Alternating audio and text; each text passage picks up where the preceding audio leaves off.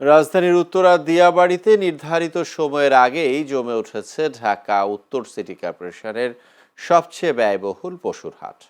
সরকারিভাবে হাটটির প্রাক্কলিত মূল্য ধরা হয়েছিল 8,30,00,000 টাকা।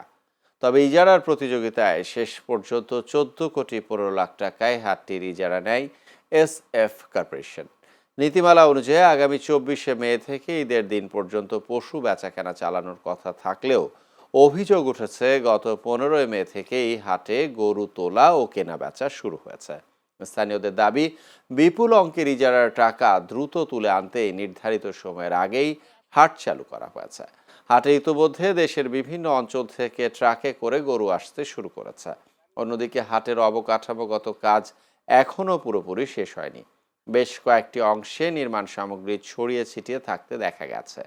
কোথাও কোথাও বৈদ্যুতিক সংযোগ ও ড্রেনেজ ব্যবস্থার কাজ অসম্পূর্ণ থাকায় নিরাপত্তা নিয়ে শঙ্কায় রয়েছেন দর্শনার্থী ও ব্যবসায়ীরা। আগে আসার এখন এটা সচরাচর সবাই আসে যে আগে গেলে পরে হয়তো একটু ভালো জায়গা পাওয়া যাবে। ওই মোটামুটি করছে 3 সাড়ে 3 বলেছে। যে খাবারের দাম তো বেশি, খাবারের দাম বেশি, সেই হিসেবে আমারে 4-এর উপরে বেচতে হবে। এই আইনকে আমরা অবশ্যই সম্মান করি, কিন্তু আমাদেরও তো ব্যাপারীদের সুবিধা দেখতে হবে, কারণ এই গরুগুলো আসবে, গরু তো জীবনধারী জিনিস। কারণ এই গরুগুলো ছোটখাটো খামার বলেন আর বড় খামার বলেন।